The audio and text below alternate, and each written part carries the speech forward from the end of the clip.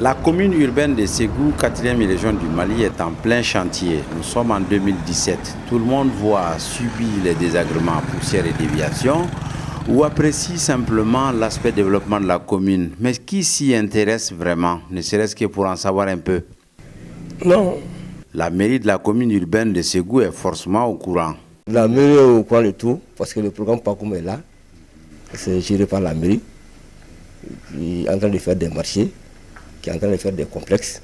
Les routes, c'est au niveau de la région, mais la commune a une vision par rapport à ça.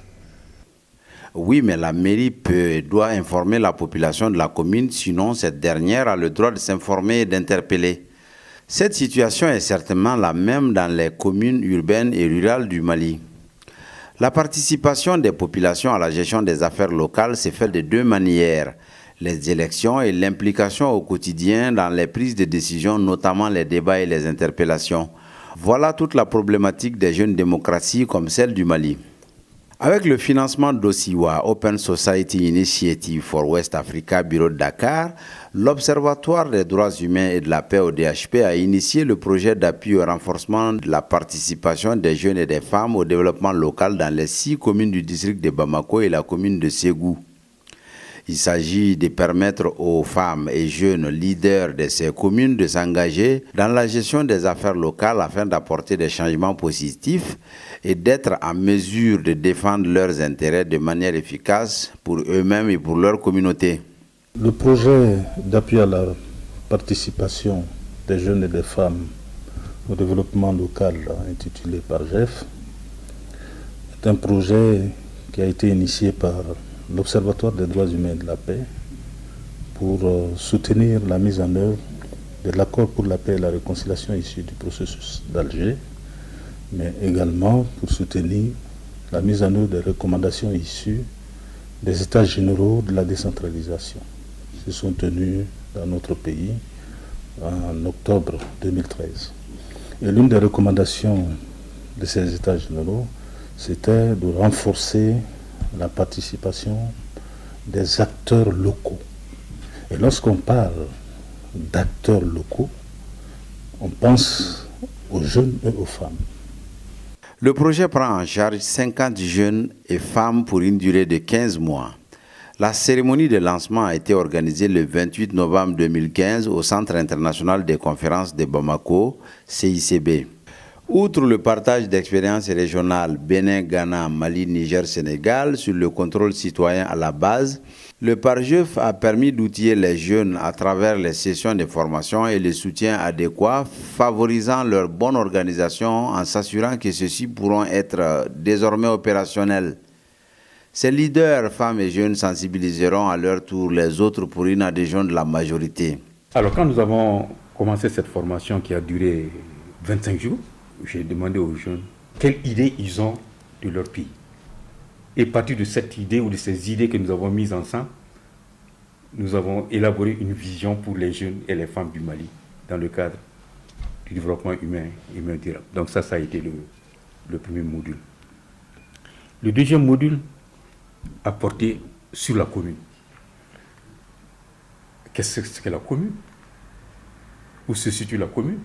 Et vous allez constater que si vous prenez l'architecture de l'organisation administrative du Mali, vous allez trouver que les régions du district, les cercles, sont à la fois collectivité et circonscription administrative, alors que la commune, c'est une collectivité territoriale décentralisée. Ce n'est pas une circonscription administrative.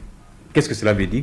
Cela veut dire qu'au niveau de la commune, ce sont les populations de la commune qui doivent elles-mêmes élire leurs représentants élus, qui doivent siéger au niveau des conseils communaux et qui doivent également être soumises au principe de la redevabilité.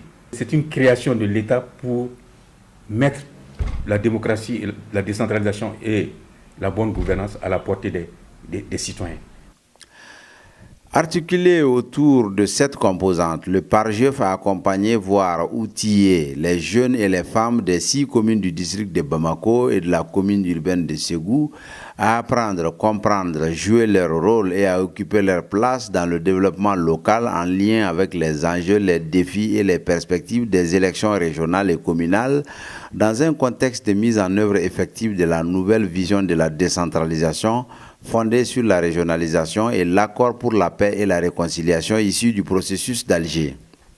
Ces enjeux, ces défis et ces perspectives s'inscrivent parfaitement dans l'opérationnalisation de la nouvelle vision de la décentralisation du gouvernement découlant des recommandations des États généraux de la décentralisation des 21, 22 et 23 octobre 2013.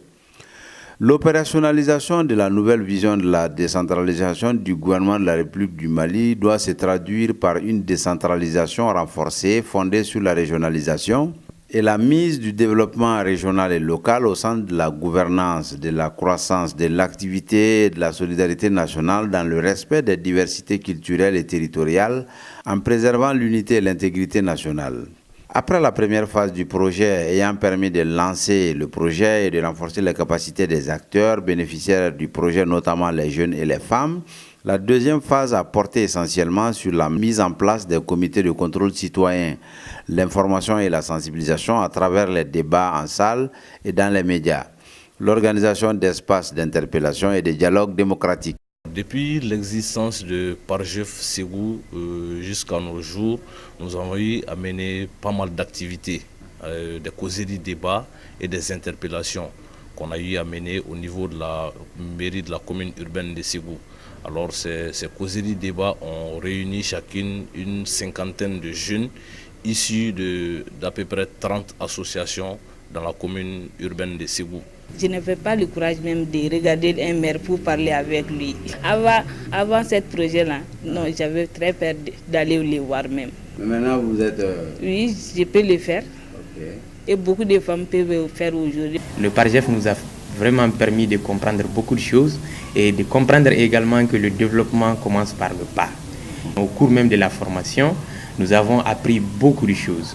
Quand on veut intervenir dans sa commune, on veut apporter sa pierre pour la construction de la nation, on doit d'abord commencer par sa famille, dans son quartier, dans sa commune, dans sa localité pour aller au plan national. L'idée nouvelle dans la formation de PARJEF, c'est qu'on nous a fait comprendre que si on veut entreprendre quelque chose, si on veut faire quelque chose, il faut d'abord savoir où est-ce qu'on a quitté, qui on est, d'où le premier module, l'identité et la vision. La formation d'abord c'était de former les conseillers de la commune 3 sur comment gérer la commune, comment faire un retour aux populations de la commune qui les ont élus. La conférence aussi c'était de mettre en garde les conseils communaux sur leur irrédevabilité envers les gens de la commune. On veut vraiment que ça change, que le comportement de Maliens change. On va commencer par notre commune et on va aller dans toutes les communes comme PARJEF et dans toutes les communes de Bamako. Et on est là toujours en train de dire qu'on n'a pas fait ceci, on n'a pas fait cela. Donc on est en train de leur montrer qu'on doit s'acquitter de nos devoirs d'abord avant de réclamer vraiment nos droits. Au titre des difficultés relevées, il faut signaler surtout le contexte malien de post-crise et les réticences au niveau de certaines autorités des communes concernées. Mais avec le courage et la persévérance des responsables de l'ODHP, ces difficultés ont vite été surmontées. Nous, on veut que vraiment que les jeunes sachent que leur développement, ça dépend eux-mêmes. Qu'ils puissent venir à tout moment, si on les appelle, de venir faire le débat, de venir faire la causerie, de venir faire la conférence, même s'il n'y a pas d'argent. Ainsi, à la fin de la mise en œuvre de la deuxième phase du projet, l'on a senti un engouement réel et très fort des populations, hommes et femmes et jeunes, dans la participation aux activités du projet. Aussi, les autorités communales ont perçu et démontré leur intérêt dans la dynamique du projet suite aux causeries et diverses interpellations. Ce programme de observation des droits humains et de la paix correspond au programme du PDSEC au niveau de la commune. Le PDSEC, c'est le programme de développement économique, social et culturel qui est mis en place pour piloter les activités de la commune. Ça correspond à toutes les activités que la commune veut mener.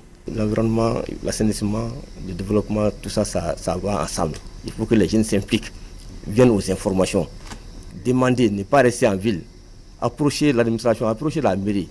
Maintenant, c'est leur lieu de travail. Quant aux autres acteurs, les associations des femmes et jeunes, les acteurs des médias, tous ont manifesté leur sentiment de satisfaction et de reconnaissance à l'endroit de l'Observatoire des droits humains et de la paix ODHP et son partenaire au SIWA, Open Society Initiative for West Africa, bureau de Dakar.